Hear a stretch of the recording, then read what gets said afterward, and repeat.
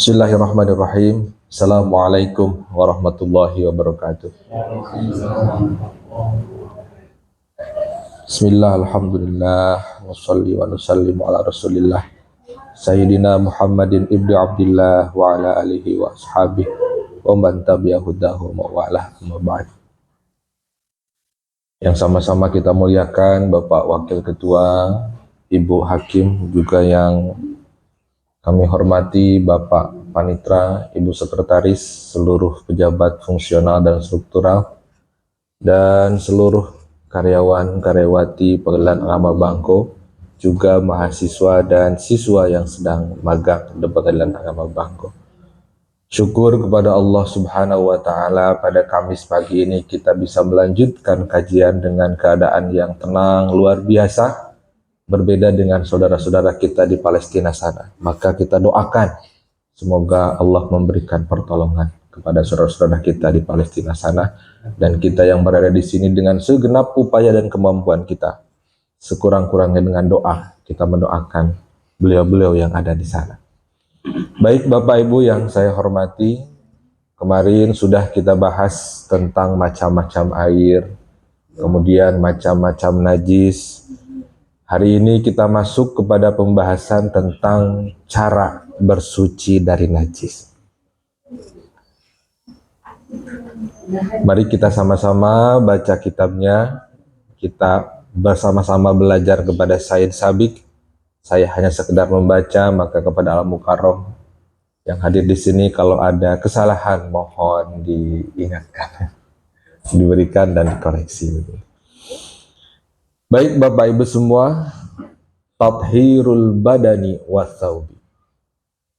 Selanjutnya kita membahas tentang cara menyucikan badan dan baju yang terkena najis.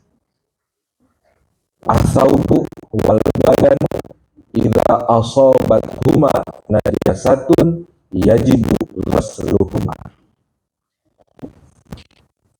Baju dan badan yang terkena najis wajib untuk dicuci. Jadi wajib tuh nggak bisa kita biarkan kalau ada najis yang kena ke baju kita atau badan kita. Harus dicuci. Dengan apa mencucinya? Bil ma'i, dengan air. Cuci dengan air. Hatta tazula anhuma, sampai najis itu hilang. Jadi apabila ada najis kena kepada badan atau baju kita, maka kita wajib untuk mencucinya menggunakan air sampai najis itu hilang. In kanat mar'iyatan qaddami, apabila najisnya terlihat seperti darah. Karena ada juga najis yang tidak terlihat. Nah, jadi kalau najis itu jelas-jelas nampak, jelas-jelas terlihat seperti darah contohnya, kemudian kena kepada baju dan atau badan kita, wajib kita cuci dengan air sampai najis itu tidak terlihat lagi, sampai tidak nampak lagi.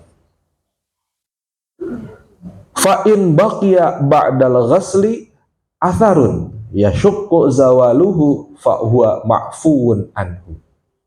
Kalaulah setelah dicuci tapi masih tersisa, sudah kita cuci darah itu dengan segala upaya, tapi masih ada sisanya, dan itu sulit untuk kita halangkan, maka itu ma'fuun anhu, dimaafkan.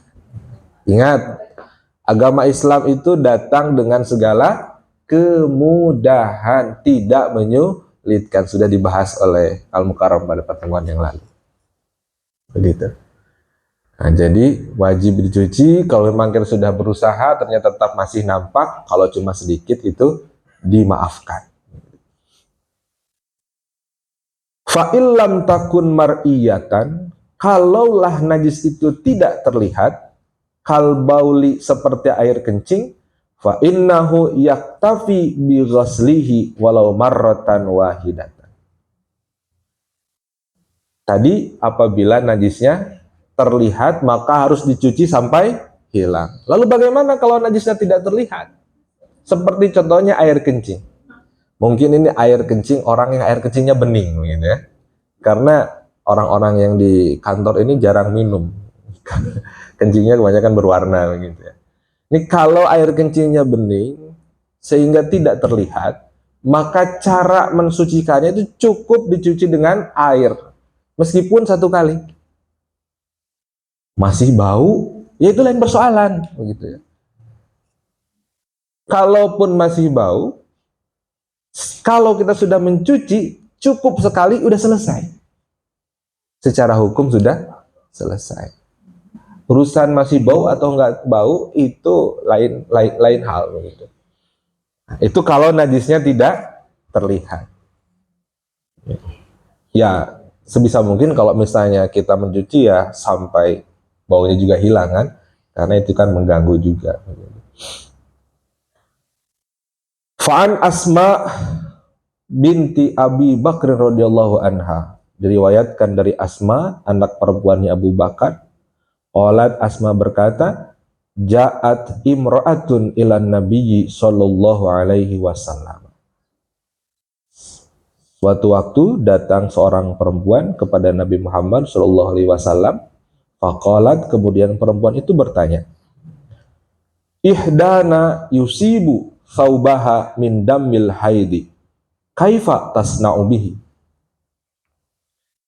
Asma perempuan itu bertanya kepada Rasul,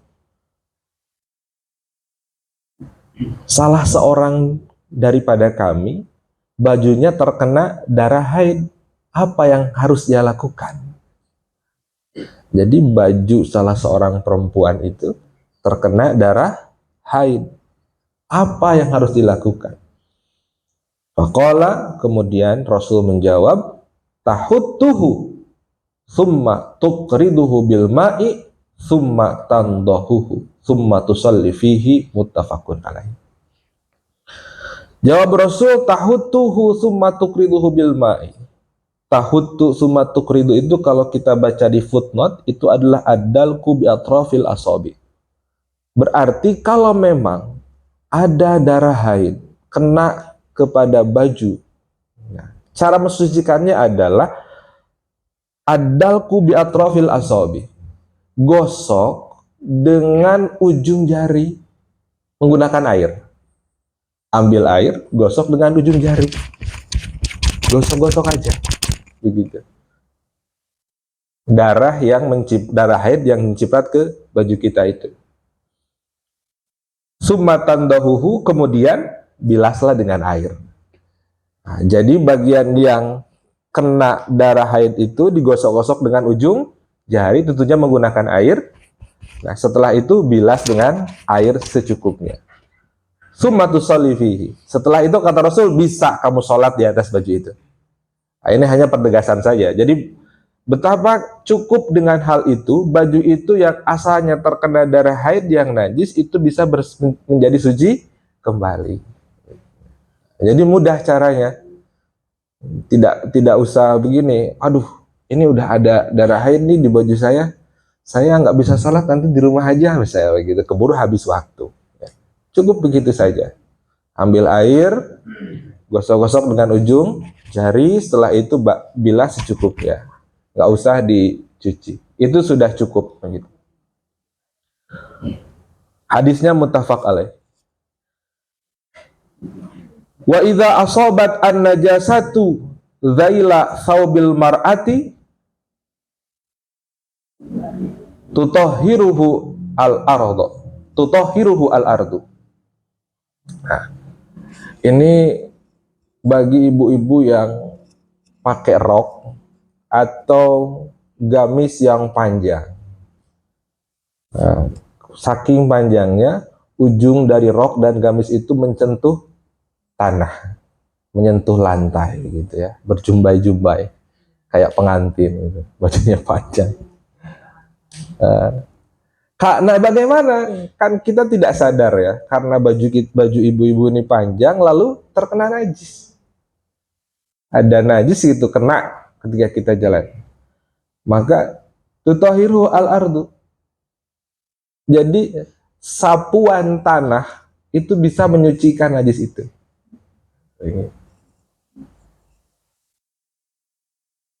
Kita baca hadisnya untuk memudahkan kita memahami. Lima ruya anna imra'atan qalat li ummi Salamah. Nah, berdasarkan hadis yang sebuah riwayat, seorang perempuan bertanya kepada Ummu Salamah radhiyallahu anhuma. Pertanyaan perempuan itu adalah, inni utilu zaili wa amshi fil makani al-qadari. Bajuku panjang, kemudian aku berjalan di atas tanah yang kotor.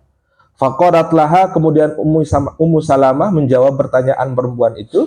Qala Rasulullah sallallahu alaihi wasallam, Rasulullah bersabda, yutahhiruhu ba'dahu. Maka ujung baju itu bisa suci dengan tanah pada langkah selanjutnya. Misalnya dari rumah ke kantor kita ada 50 langkah. Di langkah ke-25 itu ada najis yang tersapu oleh baju ibu itu. Maka di langkah ke-26, apabila langkah 26 itu ada tanah, tanah itu sudah mensucikan najis yang di langkah ke-25 tadi. Gitu ya. Jadi nggak usah ragu. Nah, makanya kalau sekiranya ibu bajunya panjang, ragu apakah kena najis atau tidak, goyang-goyang aja di atas tanah bajunya. Itu sudah cukup bisa mensucikan. Begitu. Ini hadis Rasul begitu. Jadi satu langkah setelah baju ibu terkena najis dan langkah itu melewati tanah, maka tanah itu mensucikan najis yang terkena tadi. Gitu. Nah, jadi kesimpulannya, cara mensucikan badan dan baju dari najis yang terlihat itu adalah dengan mencuci dengan apa? Air. Sampai najis itu hilang. Kalau najisnya tidak terlihat, cukup dicuci saja, karena memang tidak terlihat, begitu. Kemudian bagi ibu-ibu yang atau bapak-bapak mungkin ada yang bajunya panjang, celananya mungkin ya, kemudian tidak sengaja tersapu najis, maka tanah di langkah selanjutnya itu bisa mensucikan najis tersebut. Nah, jadi jangan ragu lagi ya, jangan ragu lagi dalam beribadah. Kalau diajak salat yuk, celana saya panjang, tadi terkena najis, nanti aja, nggak bisa salat saya. Nah, jangan begitu. Islam ini memberikan kemudahan, fikih ini menjauhkan kita dari keraguan, tapi tidak sembarangan, karena memang ada dasarnya, ada dalilnya, dan ini merupakan hadis Rasulullah Shallallahu Alaihi Wasallam. Nah, itu apabila najis terkena ke badan dan baju. Kemudian selanjutnya tathhirul ardi, cara mensucikan tanah apabila tanah itu terkena najis. Tutahhiru al-ardu idza asabat hanajasatun bisabbil ma'i 'alaiha.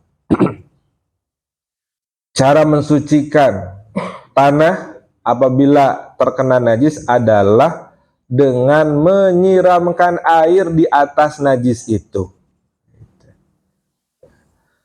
Kalau misalnya ada orang kencing di atas tanah, bagaimana cara menyucikannya? Cukup siram aja di atas kencingnya. Li hadits Abi Hurairah radhiyallahu anhu, berdasarkan hadis dari Abu Hurairah, qala, Abu Hurairah berkata, qoma a'rabiyun. Oh, ini sudah pernah kita bahas hadisnya dalam air ya, bab air. Qoma a'rabiyun, seorang A'rabi berdiri. A'rabi itu adalah orang Arab, pesisian Arab gitu. Kalau di kita itu semacam suku anak dalam gitu ya, kubu ya. A'rabi berdiri, fabala fil masjid, kemudian dia kencing di dalam masjid. Jadi masjid zaman Rasul itu tidak bisa dibayangkan dengan masjid yang sekarang, ada karpetnya, ada keramiknya. Dulu itu kan masjid itu masih tanah begitu. Nah, jadi si A'rabi ini, si suku Baduy ini, nggak tahu mana WC mana masjid, dia kencing aja di situ. Faqama ilaihin nasu liyaqa'u bihi, kemudian orang-orang para sahabat itu marah, mendatangi orang Badui ini mau menghardik begitu ya. Faqala an-nabiy sallallahu alaihi wasallam, kemudian Nabi bersabda pada saat itu, da'uhu wariku ala baulihi sajlan min ma'in aw dhanuban min ma'in. Kata Rasul, biarkan saja.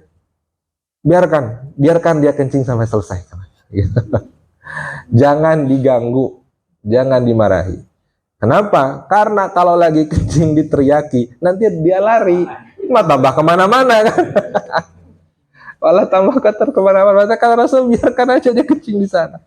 Kemudian kalau kencingnya sudah selesai, cukup siram saja air kencingnya dengan seember air. Nah, inilah yang menjadi dasar bahwa cara menyucikan najis di atas tanah itu cukup dengan siram dengan air saja begitu. Kata Rasul, fa inna ma bu'ithum muyassirina wa lam tub'atsu mu'assirina. Kalian itu diutus untuk memberi kemudahan, bukan untuk memberikan kesulitan. Islam ini agama yang memberikan kemudahan, keringanan, bukan untuk memberatkan. Rawahul jamaah illa musliman. Hadis tersebut diriwayatkan oleh jamaah ahli hadis kecuali Imam Muslim.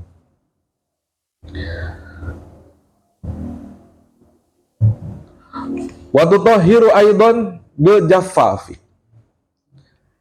Dan tanah itu juga bisa cuci bil jaffafi, yaitu apabila tanah itu kembali mengering. Ini istimewa ini. Jadi kalau misalnya kita kencing di atas tanah, beberapa saat kemudian tanah itu menjadi kering, maka saat tanah itu kering, maka saat itu juga tanah itu menjadi suci kembali, walaupun tanpa disiram. Itulah tanah, gitu ya. Jadi kering lagi. Hiya wa ma yattasilu biha ittisala qararin. Bukan hanya tanah itu saja, tetapi semua benda yang ada di situ juga yang sifatnya menetap itu menjadi suci dengan kering itu. Misalnya di tanah itu ada apa? Ada pohon, ada bangunan, terkena najis yang basah misalnya begitu. Setelah menjadi kering, dia suci kembali. Bukan hanya tanahnya saja, tapi pohonnya juga jadi suci, bangunannya jadi suci, dan lain sebagainya. Seperti itu. Kasyajari wal bina'i, ini sudah saya sebutkan tadi ya, seperti ada pohon atau bangunan dekat tanah itu. Qala Abu Kilabah berkata, jafaful ardi tohuruha. Keringnya tanah merupakan cara sucinya tanah daripada najis. Jadi keringnya tanah itu menjadi pertanda bahwa tanah itu adalah suci. Jadi kalau kita melihat tanah yang kering, jangan ragu lagi, jangan ada keraguan sedikit pun, itu adalah suci.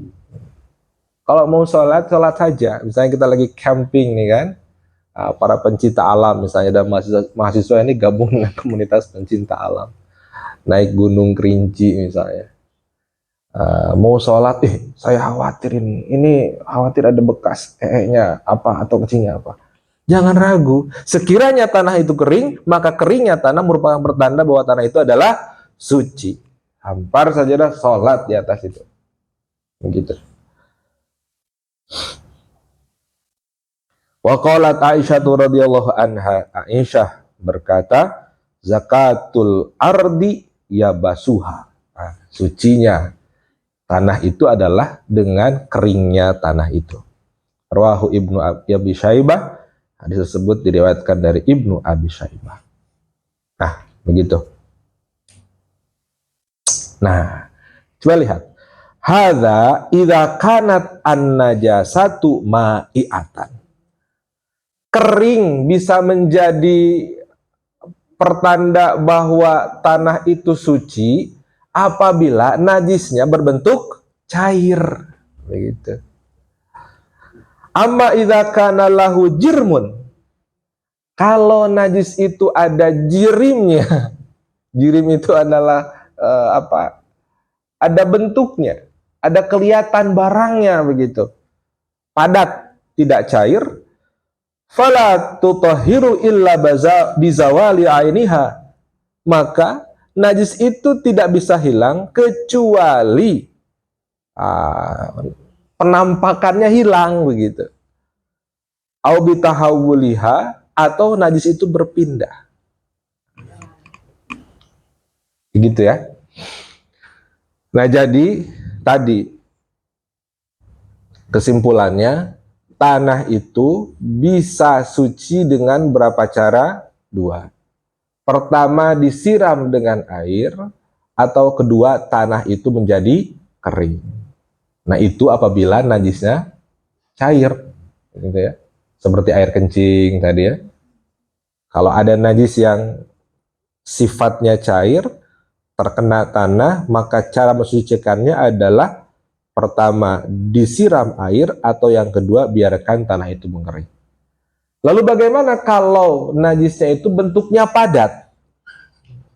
Begitu. Maka kalau bentuknya padat, sucinya itu adalah ketika najis itu hilang atau berpindah tempat, ya, atau berpindah tempat. Jelas Bapak Ibu ya? Saya kira ini sudah sangat jelas sekali. Jadi kalau memang nyata-nyata kelihatan di atas tanah itu ada kotoran anjing misalnya, jangan berasumsi ini tanahnya kering, sholat di atasnya tidak bisa.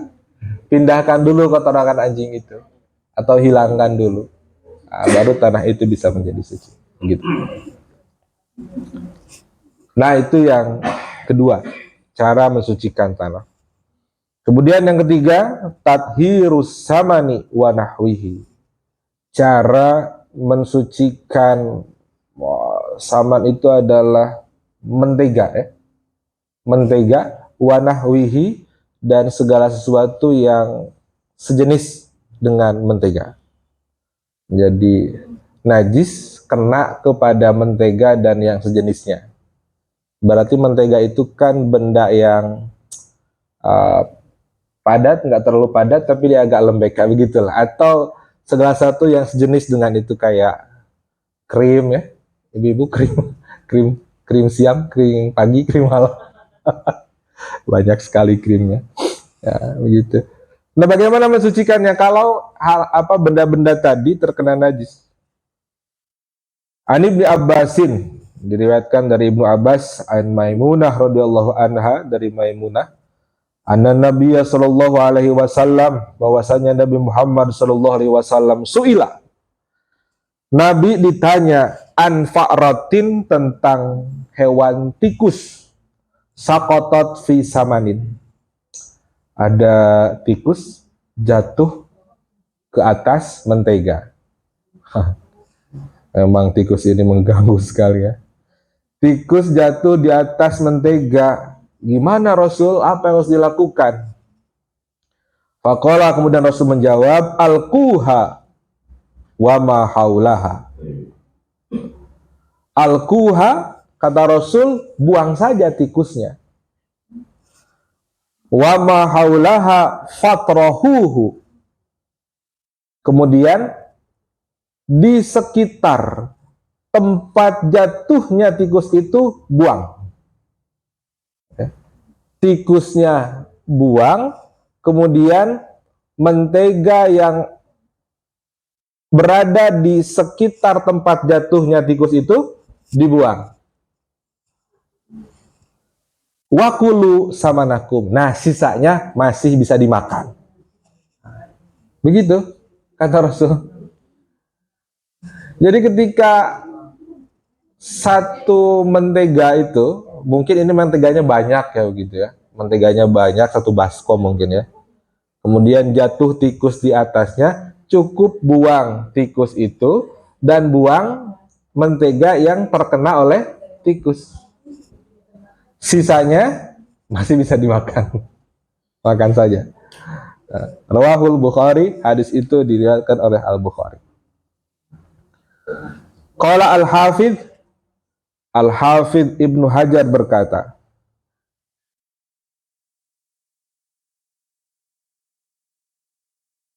Naqala Ibnu Abdul Barri al-ittifaqo ala anna jamida idza waqa'at fihi maitatun turihat wa ma haulaha minhu.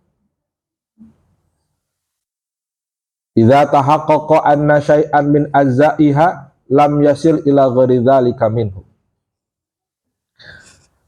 Nah, Ibnu Abdul Bar ini menukil itu meriwayatkan, menjelaskan bahwa ulama bersepakat bahwasanya benda yang padat atau semacam mentega itu kan tadi dia kayak beku ya kan.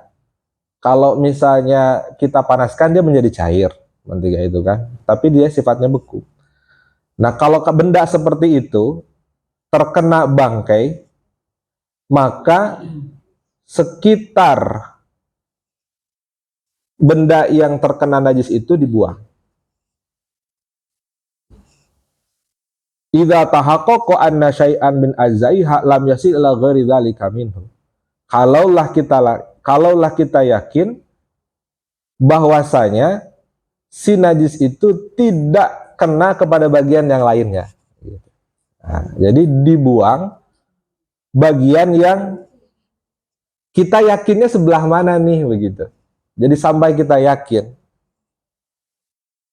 Kalau misalnya kita yakin yang terkena itu misalnya sekitar 10 cm, ya 10 cm itu yang dibuang. Kayak 5 begitu. Nah, itu kalau benda padat. Kalau bangkai atau najis jatuh di atas benda padat. Jadi kalau jatuh di atas benda padat, maka yang dibersihkan atau dibuang adalah cukup bagian benda padat yang terkena najis tersebut. Atau sekurang-kurangnya kita yakinnya sebelah mana begitu. Lalu bagaimana kalau najis itu jatuh kepada benda yang cair? Saya kira ini juga sudah pernah kita bahas dulu.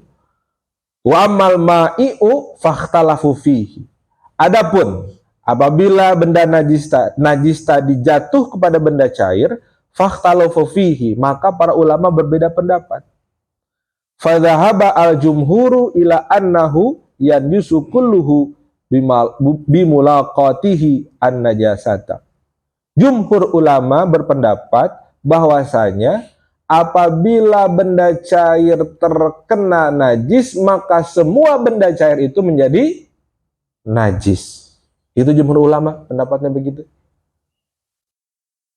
Jadi kalau misalnya kita punya sirup misalnya ya, mau buka puasa nih, bikin sirup, ternyata kejatuhan bangkai tikus.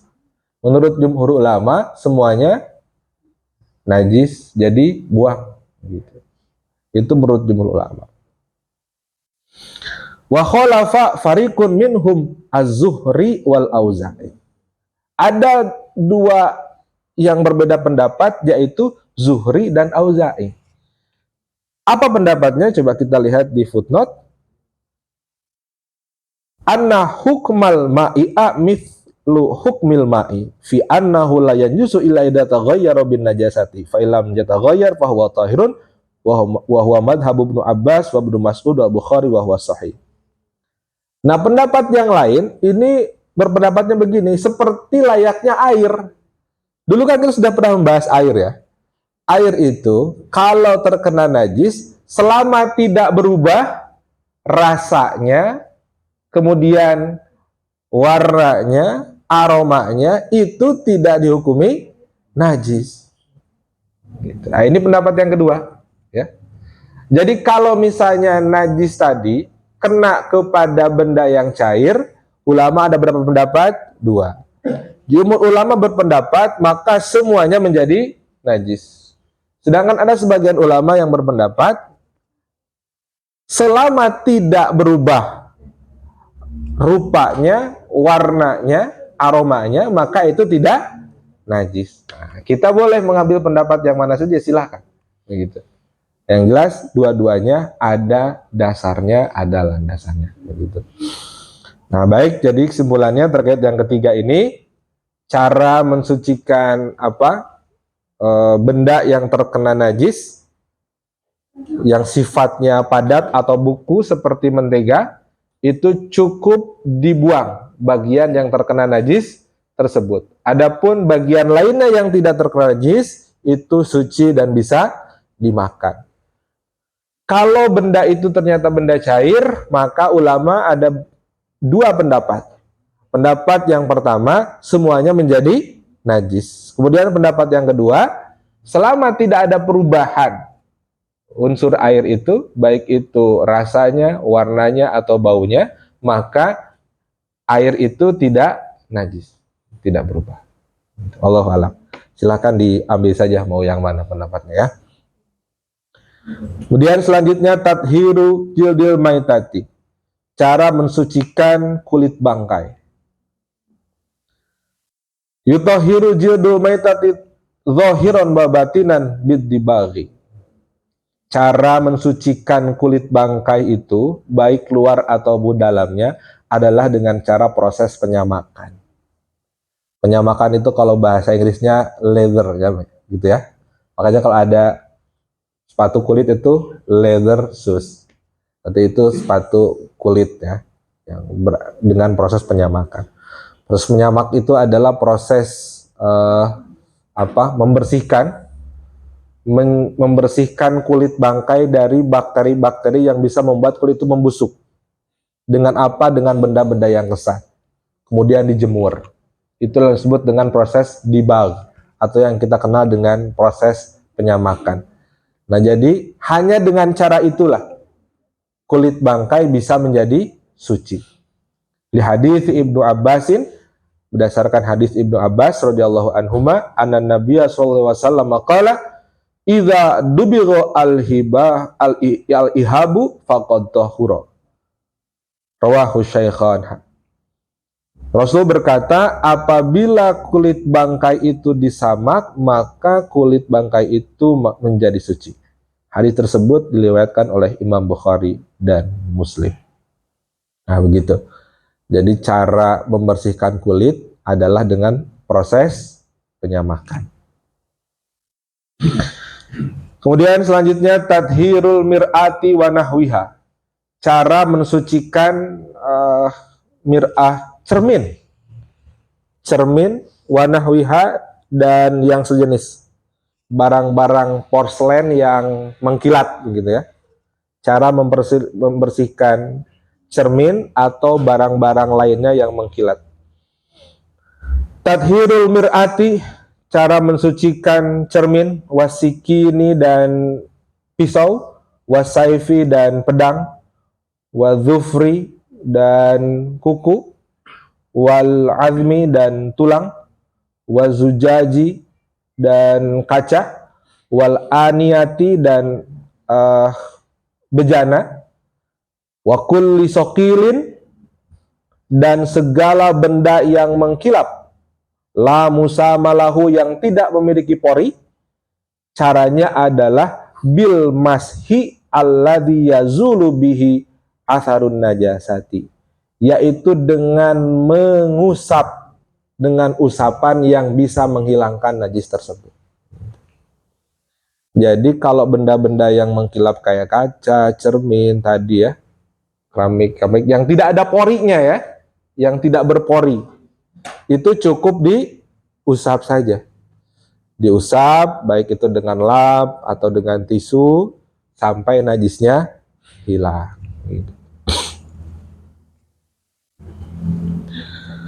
Wa qad kana as-sahabatu radhiyallahu anhum yusalluna wa hum hamilu suyufahum wa qad asabahumud dammu. Para sahabat Nabi sering melakukan sholat sedangkan mereka itu masih membawa pedangnya, dan pedang para sahabat itu sudah terkena oleh darah. Fakanu yamsahuna wa yajtaziuna bidzalika. Mereka membersihkan pedangnya itu cukup dengan diusap saja, dan mereka cukup mengusap, nggak mencuci begitu ya, nggak usah dicuci lagi, dibersihkan begitu ya, cukup diusap saja sampai hilang najisnya sudah cukup begitu. Nah,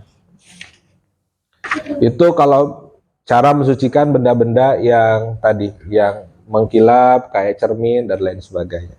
Tapi ini bukan berarti kita mencuci piring cukup diusap, yang penting hilang begitu ya. Ya itu secara hukum itu sudah selesai begitu ya. Secara hukum ketika kita mau cuci piring cukup usap dengan tisu, hilang kotorannya, sudah selesai.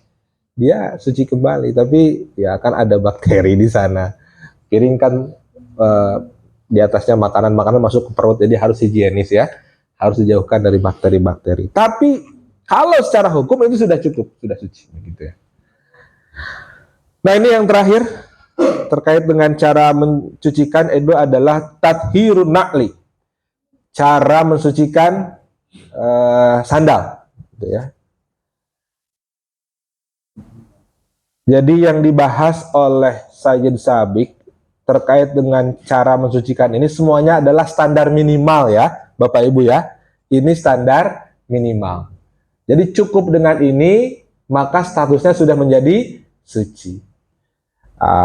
Bisa kita terapkan dalam keadaan-keadaan apa? Darurat. Ya sekiranya keadaannya tidak darurat ya kita bersihkan dengan cara biasa saja ya, begitu ya. Tathhirun na'li, mensucikan sendal. Yudhahiru an-na'lu al-mutanajjisu wal khafu bidalki bil ardi idza zahaba atharun najasati. Cara mensucikan sandal dan sepatu yang terkena najis adalah cukup dengan menggosokkan sepatu dan sandal itu ke atas tanah sampai najis itu hilang, sampai najis dan bekas-bekasnya hilang, gitu ya. Jadi dikeset-keset aja ke tanah begitu, keset-keset udah cukup suci begitu. Dasarnya apa? Li hadits Abu Hurairah radhiyallahu anhu, anna Rasulullah sallallahu alaihi wasallam qala, idza wati'a ahadukum bina'lihi al-adza fa inna turaba lahu tahurun. Jadi Rasulullah SAW bersabda, kalaulah sendal kalian terkena kotoran, maka tanah bisa mensucikannya. Rawahu Abu Dawud, hadis tersebut diriwayatkan oleh Abu Dawud. Wa fi riwayatin, dalam riwayat yang lain redaksinya adalah idza wati'a al-adza bi khuffaihi fa tahuru huma at-turabu. Redaksi yang lain dengan kalau tadi kan dengan naklun, yang ini dengan khuf. Naklun itu sendal, khuf itu sepatu begitu. Wan Abi Sa'idin, dan diriwayatkan oleh Abi Sa'id an Nabi sallallahu alaihi wasallam qol, idza jaa ahadukum al masjida falyuqallibna alaihi falyanzur fihima fa in ra'a khabithan falyamsahhu bil ardi thumma liyusalli fihima.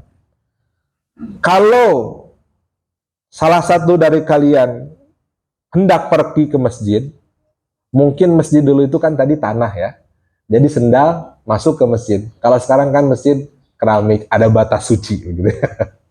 Kita harus sudah buka sendal. Nah, dulu kan masjid tanah, jadi sendal itu sering masuk ke masjid. Nah, jadi kata Rasul, kalau kalian mau masuk masjid, sebelum masuk itu balikan dulu sendalnya. Lihat dulu di bawah sendal itu ada najis atau enggak. Kalau ada najis, maka tadi keset-keset dulu ke tanah. Kalau sudah itu, tsummal yusolli fi, silahkan masuk ke masjid, silahkan sholat begitu. Nah, jadi artinya hadis ini menunjukkan bahwa cukup dengan menggesek-gesekkan sendal kita ke atas tanah sampai najis itu tidak terlihat lagi, maka sendal kita atau alas kaki kita, sepatu dan lain sebagainya itu sudah menjadi suci. Wali annahu mahallun tatakarraru mulaqatihi lin najasati ghaliban. Karena sendal dan sepatu itu adalah bagian yang sering bersentuhan dengan najis kan. Sadar atau tidak kita ya sendal sepatu sering menginjak najis. Faza'a masuhu bil jamidi kamahlil istinja'i bal huwa aula. Maka untuk menghilangkan najis itu adalah cukup dengan mengusap dengan benda padat seperti layaknya beristinja. Bahkan lebih mudah daripada istinja. Fa inna mahal istinja'i yulaqi an-najasata marrataini aw thalathan. Karena kalau istinja dengan batu misalnya itu kan sekurang-kurangnya 2 atau 3 kali. Nah, tapi kalau sendal ini cukup dengan sekali aja gitu. Sekali kita usap dengan benda padat, bisa dengan batu ya, bisa hilang begitu najisnya. Nah, begitu. Itu cara mensucikan sendal dan sepatu. Baik Bapak Ibu yang saya hormati, itulah yang bisa disampaikan pada pagi hari ini. Ini ada sekali lagi, ini adalah standar minimal ya. Standar minimal mensucikan benda-benda yang sudah kita bahas tadi. Jadi dalam keadaan yang tertentu, kita sedang kesulitan untuk menjangkau air, misalnya begitu.